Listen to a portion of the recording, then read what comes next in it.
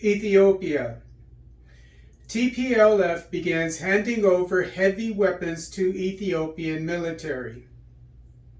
On Tuesday, January 10th, 2023, the Tigray People's Liberation Front, TPLF, began handing over their heavy weapons, including tanks, artillery, rockets, mortars, and other heavy armor, to the Ethiopian National Defense Force in the town of Agula, 30 kilometers northeast of Mekelle, the capital of Tigray Region. Representatives of the African Union and the Intergovernmental Authority on Development were present to observe the handover.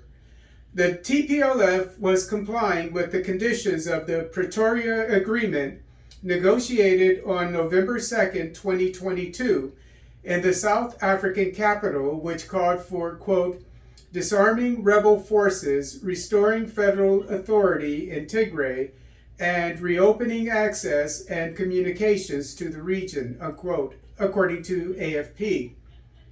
Another agreement signed in Nairobi, Kenya on November 12th required the withdrawal of foreign and non-federal forces from Tigray Region simultaneously with the turnover of the heavy weapons, as reported by AFP.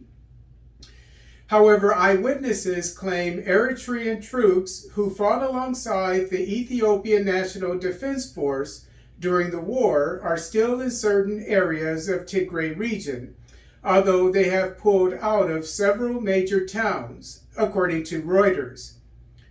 On December 6th, 2022, power was restored in Mekelle. On December 19th, the Commercial Bank of Ethiopia resumed operations in some towns in Tigray Region. And on December 29th, the federal police re-entered Mekelle for the first time in 18 months, as stated by AFP. According to AP News, quote, basic services, flights, and humanitarian aid have begun to resume to the long cut-off Tigray region of more than 5 million people, unquote. The Tigray War began in November 2020 after the TPLF attacked a federal army base in the Tigray region. The UN estimates that the war took the lives of hundreds of thousands of people while displacing between 2.75 million, according to Anadolu Agency.